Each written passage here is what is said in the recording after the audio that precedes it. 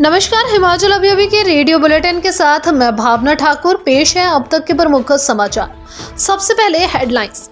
हिमाचल में 2050 पाठशालाएं बनेंगी, मुख्यमंत्री स्कूल ऑफ एक्सीलेंस। बेहतर कार्य करने वाले 5 स्कूल सम्मानित होंगे। कर्मचारियों को सैलरी के पैसे नहीं, मंत्री अनिरुद्ध सिंह ने सीएम सुक्खू से मांगा रिवॉल्विंग फंड। जनजातीय इलाके के लोगों को राहत, अब 805 रुपए क्विंटल के हिसाब से मिलेगी बालन। सरकारी योजनाओं के तहत छात्रवृत्ति लेने वाले शिक्षण संस्थानों की जियो टैगिंग अनिवार्य। नरेंद्र पाल सिंह होंगे लोक निर्माण विभाग के ईएनसी प्रोजेक्ट अवर सचिव। गृह दिनेश कुमार गुप्ता को अतिरिक्त कार्यभार।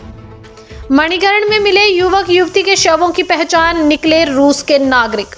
सराज घाटी में भीषण अग्निकांड, 20 कमरों का रिहायशी मकान भस्म, सिलेंडर फटने से उठी लपटें। अब समाचार विस्तार से। सीएम सुखविंदर सिंह सुक्खू की अध्यक्षता में आज शिक्षा विभाग की समीक्षा बैठक हुई। बैठक में सीएम ने कहा कि वर्ष 2026-27 तक राज्य की प्राथमिक से लेकर वरिष्ठ माध्यमिक स्तर की 2050 पाठशालाओं को चरणबद्ध तरीके से मुख्यमंत्री स्कूल ऑफ एक्सीलेंस बनाया जाएगा।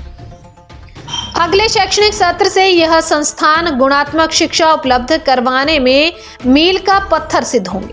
उन्होंने 31 दिसंबर 2023 तक इनकी सूची तैयार करने के निर्देश भी दिए।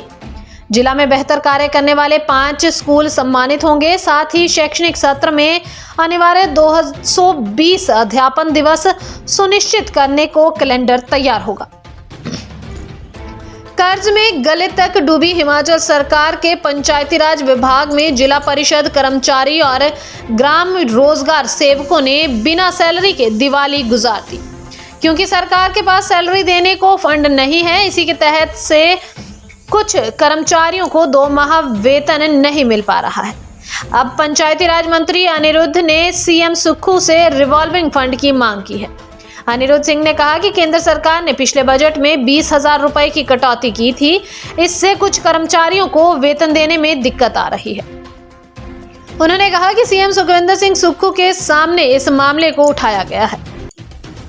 सर्दी के मौसम में जनजातीय क्षेत्रों में दी जाने वाली बालन यानी फ्यूल वुड की बढ़ी हुई कीमतों में सुख सरकार ने लोगों को राहत देने का निर्णय किया है। वन निगम ने बालन की कीमतें 1300 रुपए से अधिक प्रति क्विंटल कर दी थी, जिसमें राहत देते हुए सरकार ने अब वन निगम को ट्रांसपोर्ट सब्सिडी देने का निर्णय लिया है और स्थानीय लोगों को 805 रुपए प्रति क्विंटल बालन मुहैया करवाने का निर्णय लिया है। जनजातीय मंत्री जगत सिंह नेगी ने शिमला में मीडिया के बातचीत के दौरान यह जानकारी दी। शेष समाचार ब्रेक के बाद। आपके स्वास्थ्य का प्रहरी श्री बालाजी हॉस्पिटल, कांगड़ा, हिमाचल। करोड़ों के छात्रवृत्ति घोटाले से सबक लेते हुए सरकार ने अब सरकारी योजनाओं के तहत छात्रवृत्ति लेने वाले शिक्षण संस्थानों की जियो टैगिंग अनिवार्य कर दी है। छात्रवृत्ति लेने वाले विद्यार्थियों के बैंक खातों को आधार लिंक करने के बाद अब सरकार ने शिक्षण संस्थानों की जियो टैगिंग का फैसला लिया है। सरकार के इस फैसले से फर्जी शिक्षण संस्थान छात्रवृत्ति के लिए आवेदन नहीं कर सकेंगे। आवेदन करने वाले संस्थानों का विभाग को फौरन पता लगेगा। लोक निर्माण विभाग में कांगड़ा जोन के मुख्य अभियंता के पद पर तैनात इंजीनियर नरेंद्र पाल सिंह ने को प्रमोशन मिली है। पदोन्नति के बाद सरकार ने उन्हें प्रमुख अभियंता प्रोजेक्ट का कार्यभार सौंपा है।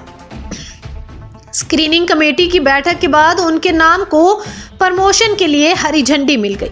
उधर कार्मिक विभाग ने सचिवालय सेवाएं काडर के अवर सचिव गृह के पद पर कार्यरत दिनेश कुमार गुप्ता को अंडर सेक्रेटरी सूचना प्रौद्योगिकी का अतिरिक्त कार्यभार सौंपा है।